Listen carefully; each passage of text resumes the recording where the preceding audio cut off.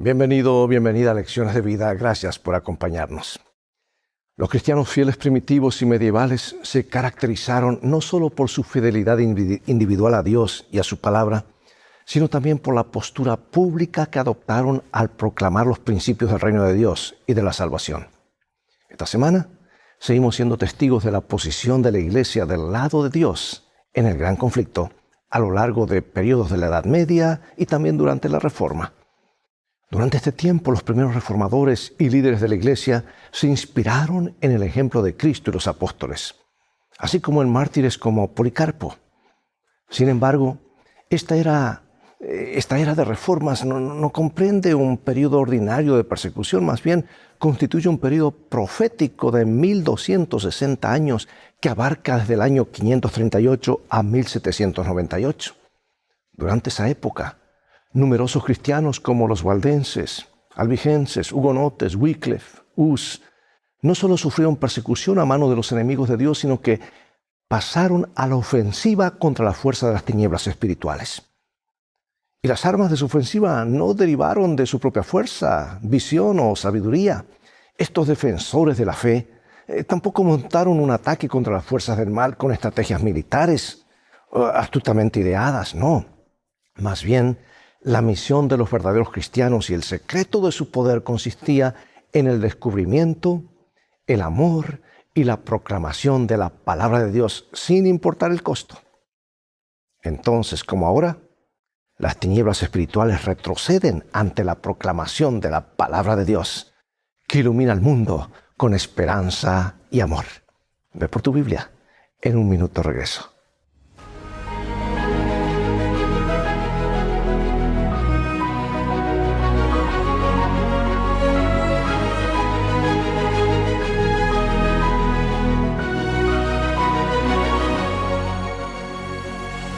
Comenzaremos con este versículo, San Juan capítulo 3. Y como Moisés levantó la serpiente en el desierto, así es necesario que el Hijo del Hombre sea levantado, para que todo aquel que en él cree no se pierda, mas tenga vida eterna. La moderna ciudad costera de Esmirna en Turquía fue en su época la ciudad bíblica de Esmirna mencionada en el Apocalipsis. Esta antigua ciudad de unos 100,000 habitantes prosperó a fines del siglo I y el siglo II. Era una ciudad pujante y extremadamente leal a Roma. Y una vez al año se ordenaba que todos los ciudadanos de Esmirna quemaran incienso a los dioses romanos. Evidentemente, en el siglo II, Esmirna tenía también una próspera comunidad cristiana y muchos no iban a acatar esa orden. Policarpo, uno de los primeros dirigentes de la iglesia, fue martirizado en la plaza pública de Esmirna, quemado en la hoguera por negarse a traicionar a su Señor, quemando incienso a los dioses romanos. Cuando se le exigió por última vez que negara a su Cristo, el anciano respondió: 86 años lo he servido y no me ha hecho ningún mal. ¿Cómo puedo hablar mal de mi Rey que me salvó? Amados, a lo largo de los siglos, hombres y mujeres han estado dispuestos a sufrir el martirio antes que renunciar a su fe en Cristo.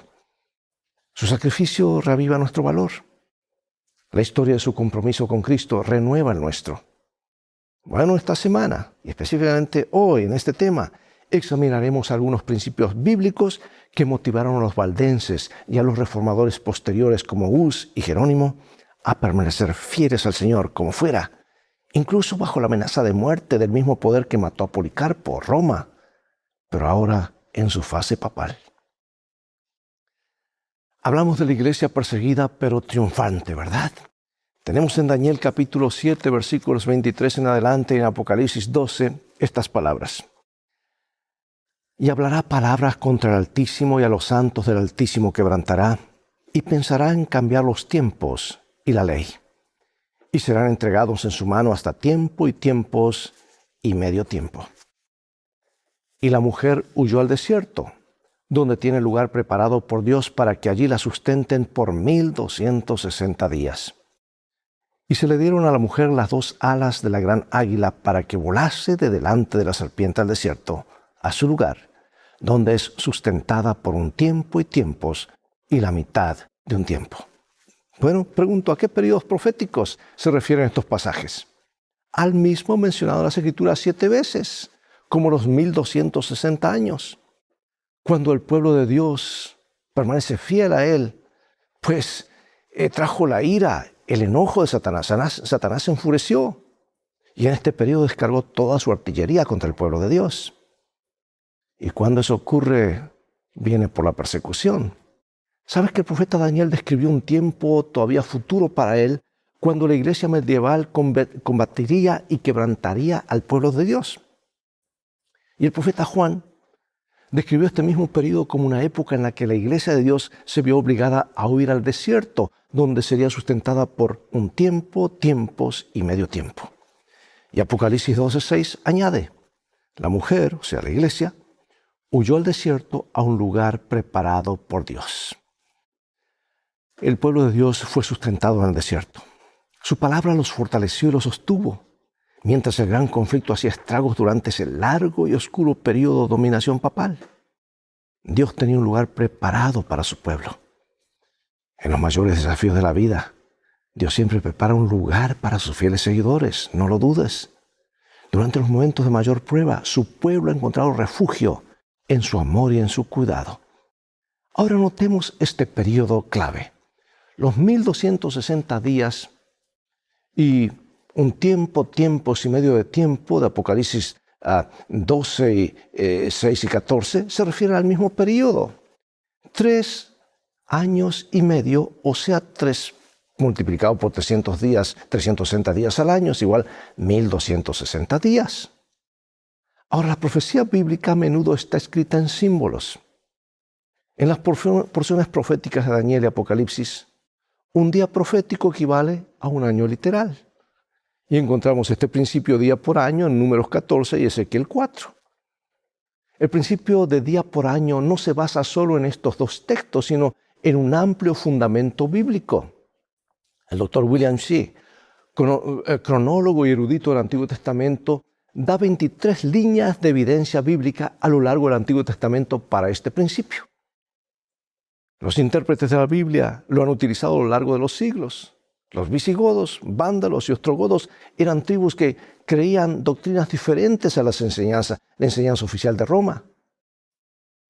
Ahora, mira, los 1260 días comenzaron cuando la última de estas tribus bárbaras, los ostrogodos, fueron expulsados de Roma en el año 538 después de Cristo. Ahora, ¿por qué esto es importante? Escucha, voy a hacer este paréntesis. A veces nos confundimos con fecha y pensamos que esto es intrascendente, pero si no tenemos el marco histórico de lo que ocurrió todo eso, aún el plan de salvación no lo vamos a poder comprender. Porque aquí Jesús menciona esto con un propósito. Este periodo de oscuridad espiritual continuó hasta 1798, cuando el general Berthier de Napoleón expulsó al Papa de Roma. Innumerables cristianos fueron martirizados durante este largo periodo por obedecer la palabra de Dios. Y hasta en la muerte triunfaron. En Cristo fueron libres de culpa y del dominio del pecado al vencer por la sangre del Cordero. La victoria de Cristo sobre Satanás en la cruz fue la victoria de ellos. Aunque murieron, su muerte es solo un descanso hasta el regreso de Cristo. El cumplimiento de las profecías bíblicas, pregunto, ¿cómo ha fortalecido tu fe? ¿Lo ves como fechas nada más? ¿O lo ves como un cronograma a través del cual se lleva a cabo el plan de salvación? Vamos a ver aquí cuál es la advertencia y cómo se aplicó a la iglesia cristiana posterior. Vamos al libro de Judas, capítulo 1. Amados, por la gran solicitud que tenía de escribiros acerca de nuestra común salvación, me ha sido necesario escribiros exhortándoos que contendáis ardientemente por la fe que ha sido una vez dada a los santos. Porque algunos hombres han entrado encubiertamente, los que desde antes habían sido destinados para esa condenación, hombres impíos, que convierten en libertinaje la gracia de nuestro Dios y niegan a Dios el único soberano y a nuestro Señor Jesucristo. Bueno, el libro de Judas se escribió en algún momento antes del año 65 después de Cristo. Para los cristianos fieles dice santificados en Dios el Padre y guardados por Jesucristo. Y exhortaba a estos fieles creyentes a contender por la fe que una vez fue confiada a los santos. ¿Por qué? Porque se habían infiltrado algunos hombres que convertían en libertinaje la gracia de nuestro Dios. ¿Y sabes que esta amonestación tuvo aún más significado para los creyentes de la Edad Media? Después de que las prácticas paganas inundaron la iglesia y las tradiciones humanas pusieron en juego la palabra de Dios. Durante muchos siglos hubo pueblos como los valdenses que defendieron las verdades de las Escrituras. Creían que Cristo era su único mediador y la Biblia su única fuente de autoridad. Mira lo que comenta mi autora favorita, dice así en el libro El conflicto de los siglos. En todas las edades hubo testigos de Dios, hombres que conservaron su fe en Cristo como único mediador entre Dios y los hombres, que reconocían la Biblia como única regla de su vida y santificaban el verdadero día de reposo. Bueno, y aquí va una promesa de Dios para ellos. Apocalipsis capítulo 2, versículo 10. No temas en nada lo que vas a padecer. He aquí, el diablo echará a algunos de vosotros en la cárcel para que seáis probados, y tendréis tribulación por 10 días. Sé fiel hasta la muerte, y yo te daré la corona de la vida. ¿Sabes que estas palabras fueron escritas a la iglesia de Esmirna? Uno de los dioses patronos de la ciudad era Dionisio, el dios de la fiesta y la fertilidad. Y cuando morían los sacerdotes de Dionisio, en el cortejo fúnebre se les colocaba una corona sobre la cabeza. Y Juan contrasta esta corona terrenal que se colocaba en la cabeza al morir con la corona de la vida que se coloca en la cabeza de los que vencen a las fuerzas del mal. La corona de la vida se entrega a quienes soportaron pruebas, dificultades, sufrimientos y la muerte misma por amor de Cristo. La corona de la vida inspira a estos creyentes a soportar la muerte misma por causa de Cristo. La corona de vida siempre motiva a los creyentes en circunstancias difíciles. Inspiró a los valdenses en medio del dolor y la persecución. Ellos sabían que un día verían a Jesús y vivirían con Él para siempre. Amigo, amiga, la corona de la vida también nos habla a nosotros. Quizás ahora pasemos por pruebas, pero nos espera la corona de la vida si mantenemos nuestros ojos fijos en Jesús. Pregunto, ¿qué te anima en tiempos difíciles? ¿Qué te asusta? ¿Qué promesas puedes reclamar para estos momentos? Y esta que leímos es una de ellas. Ahora mira, una de las características distintivas de los valdenses, también los hugonotes, los albigenses, y de cada uno de los reformadores era su absoluta lealtad a Dios, su obediencia a la autoridad de las Escrituras y su compromiso con la supremacía de Cristo, no la del papado. Su mente estaba saturada de historias de fe y valor del Nuevo Testamento. Con Pedro y los apóstoles pueden decir, es necesario obedecer a Dios antes que a los hombres. También comprendieron la admonición de Pablo. Por lo demás, hermanos míos, fortalezcanse en el Señor y en el poder de su fuerza. Se tomaron a pecho el consejo de Jesús, retén lo que tienes para que ninguno tome tu corona. Y en lugar de someterse a las tradiciones de la iglesia romana, estos hombres y mujeres de fe tuvieron el valor de defender las verdades de la palabra de Dios. Los valdenses fueron uno de los primeros grupos en disponer de la Biblia en su propio idioma. Jean Leger, copista valdense de la Biblia, escribió un conmovedor relato de su trabajo de copia manual de la Biblia, la copia todo a mano, que contiene información de primera mano de su trabajo, incluyendo dibujos. Los valdenses copiaban en secreto las Escrituras en sus comunidades montañosas del norte de Italia y el sur de Francia. Los padres instruían a sus jóvenes a una edad temprana, quienes memorizaban grandes porciones de las Escrituras. Los equipos de copistas bíblicos trabajaban juntos para copiar laboriosamente la Biblia. Y muchos de estos jóvenes valdenses viajaban por toda Europa como mercaderes compartiendo las verdades de las Escrituras en forma discreta. Algunos se matriculaban en universidades y cuando surgía la oportunidad, compartían porciones de las Escrituras con sus compañeros de estudio. Y guiados por el Espíritu Santo, en el momento oportuno, cuando percibían receptividad por parte de algún buscador honesto, regalaban porciones selectas de sus preciosos pasajes de las Escrituras. Claro, muchos pagaron con la vida su fidelidad y devoción. Y aunque los valdenses no entendían claramente todas las enseñanzas bíblicas, conservaron la verdad de la palabra de Dios durante siglos, compartiéndola con las demás. ¿Por qué? Porque la senda de los justos es como la luz de la aurora, que va en aumento hasta llegar el día perfecto o el pleno día. Y Salomón compara el camino por el que Dios conduce a sus hijos como con un sol que se eleva cada vez más. Si Dios simplemente pulsara un interruptor cósmico y el sol brillara al instante con todo su resplandor, nos cegaría. Después que la oscuridad envolviera este mundo durante siglos, Dios no encendió la luz todo de una vez, sino que suscitó a hombres y mujeres comprometidos con su palabra que siguieron buscando más. Por eso, amigo, amiga, ¿cómo tú y yo podemos reflejar la luz de Cristo brillar en nuestra propia comunidad? Es una pregunta práctica, ¿verdad? Ellos brillaron en momentos de persecución. Tú y yo hoy no tenemos tanta persecución como ellos, pero podemos brillar como ellos lo hicieron. Cada uno de los reformadores se regocijaba en la palabra de Dios, se alegraban en hacer la voluntad de Dios, se alegraban en poder amar a los demás, amar a la ley de Dios. Y una de las verdades fundamentales más significativas de la Reforma fue el gozo que producía el estudio de las Escrituras. El estudio de la Biblia no era una tarea laboriosa, no era un ejercicio legalista, no era un requisito rígido, sino un deleite. Y mientras estudiaban las Escrituras, eran transformados por el poder del Espíritu Santo. Escribe mi autora favorita: el carácter de Wycliffe es un testimonio del poder educador y transformador de las Santas Escrituras. A la Biblia debió él todo lo que fue. El esfuerzo hecho para comprender las grandes verdades de la revelación imparte lozanía y vigor a todas las facultades. Expande la mente, aguza las percepciones y madura el juicio. El estudio de la Biblia ennoblecerá como ningún otro estudio el pensamiento, los sentimientos y las aspiraciones.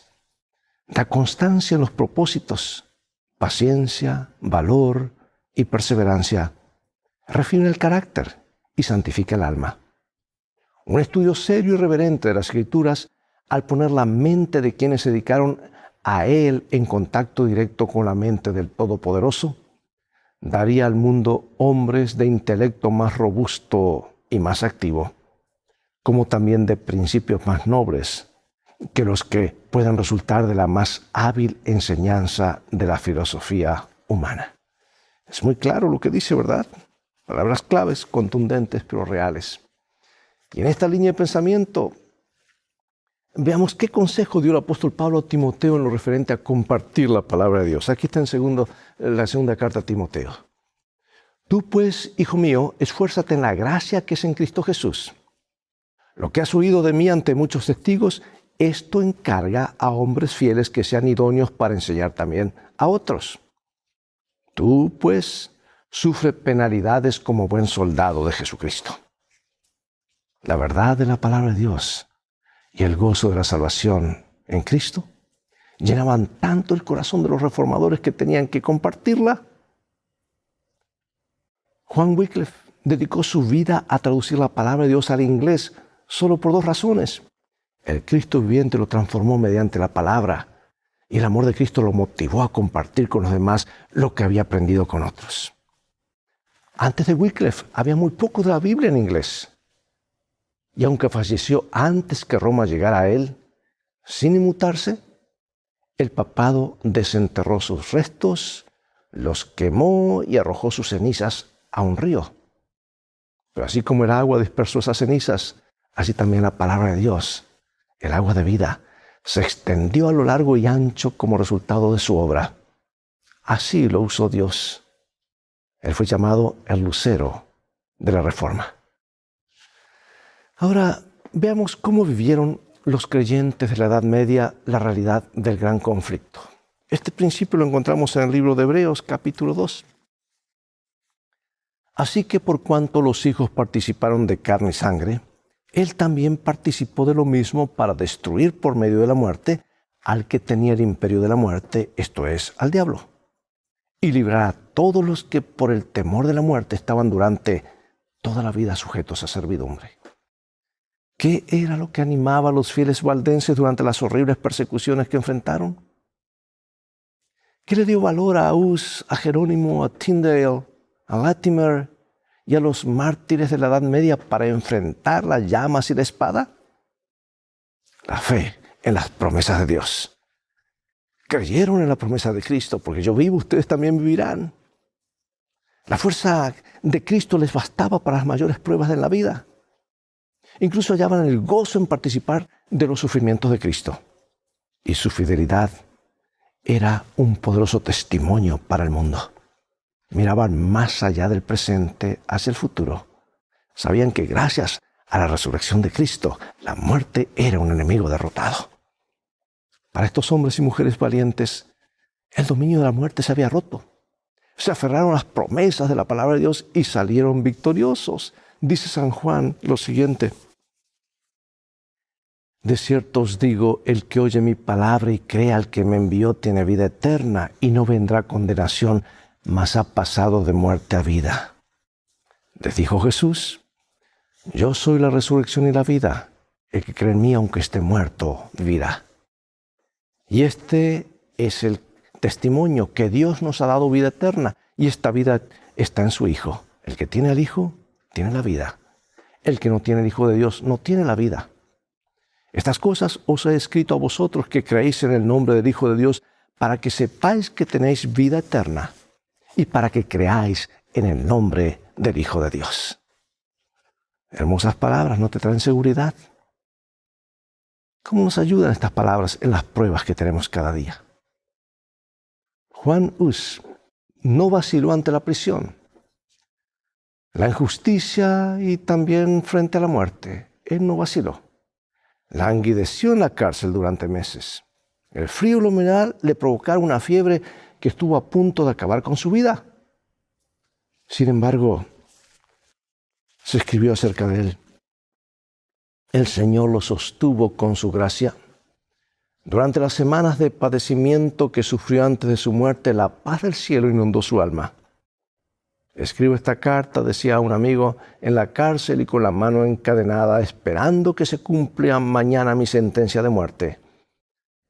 En el día aquel en que por la gracia del Señor nos encontraremos otra vez gozando de la paz deliciosa de ultratumba, sabrás cuán misericordioso ha sido Dios conmigo y de qué modo tan admirable me ha sostenido en medio de mis pruebas y tentaciones. Esto está en Bonne Chose, capítulo 3, versículo 74. En la oscuridad de su calabozo previó el triunfo de la fe verdadera. La amonestación del apóstol Pablo nos habla con mayor relevancia en la actualidad, ¿verdad? Mantengamos firme la esperanza que profesamos sin fluctuar, que fiel es el que prometió, o el que lo prometió. Así como las promesas de Dios sostuvieron a su pueblo en el pasado, también nos sostienen a nosotros hoy. Amados, ¿qué significaría perder todo por Cristo? ¿Qué perdemos realmente en definitiva? ¿Qué lecciones podemos aprender de los valdenses y de los reformadores que pueden sostenernos en el conflicto final de esta tierra? Bueno, finalizó, el tiempo se nos ha ido con esta hermosa cita que nos dice así el libro El conflicto de los siglos. Si bien es verdad que Dios se dignó iluminar a estos sus siervos derramando sobre ellos raudales de luz que les revelaron muchos de los errores de Roma, también lo es que ellos no recibieron toda la luz que debía ser comunicada al mundo. Por medio de estos hombres, Dios sacaba a sus hijos de las tinieblas del romanismo, pero tenían que arrostrar muchos y muy grandes obstáculos, y Él los conducía por la mano paso a paso según lo permitían las fuerzas de ellos. No estaban preparados para recibir de pronto la luz en su plenitud. Ella los habría hecho retroceder como habrían retrocedido con la vista herida los que acostumbrados a la oscuridad recibieran la luz del mediodía. Por consiguiente, Dios reveló su luz a los guías de su pueblo poco a poco, como podía recibirla este último. De siglo en siglo otros fieles obreros seguirían conduciendo a las masas y avanzando cada vez más en el camino de las reformas. En otra carta que escribió a un sacerdote que se había convertido al Evangelio, Hus habló con profunda humildad de sus propios errores, acusándose de haber sido afecto a llevar hermosos trajes y de haber perdido mucho tiempo en cosas frívolas. Y añadía después estas conmovedoras amonestaciones: que tu espíritu se preocupe de la gloria de Dios y de la salvación de las almas, y no de las comodidades y bienes temporales. Cuida de no adornar tu casa más que tu alma, y sobre todo cuida del edificio espiritual. Sé humilde y piadoso con los pobres. No gastes tu hacienda en banquetes, ni te perfecciones, si no te ascienden sus propiedades. Temo que seas severamente castigado como lo soy yo. Amados, palabras que nos hablan de personas que estuvieron dispuestas a darlo todo, por amor a Jesús, por amor a su palabra, por aquel que le dio todo por ellos. ¿Qué menos podemos hacer nosotros que rendir nuestra vida a Dios? Acompáñame en oración. Oh Padre Celestial, hemos estudiado estos ejemplos maravillosos que nos inspiran fidelidad, nos inspiran a tomar esa antorcha. Ellos se sacrificaron, fueron fieles aún hasta la muerte. Sabemos lo que les espera, lo que tú has prometido, la corona que es vida, la corona de la vida eterna. Queremos nosotros también, al tomar esta antorcha, ser fieles a ti. Bendícenos. Sabemos que lo harás, porque lo pedimos en el nombre de Jesús. Amén.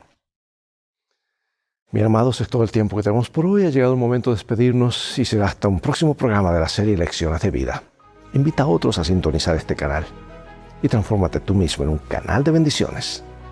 Dios te bendiga y recuerda, tú vales mucho para Jesús. Él te ama más de lo que puedes imaginar.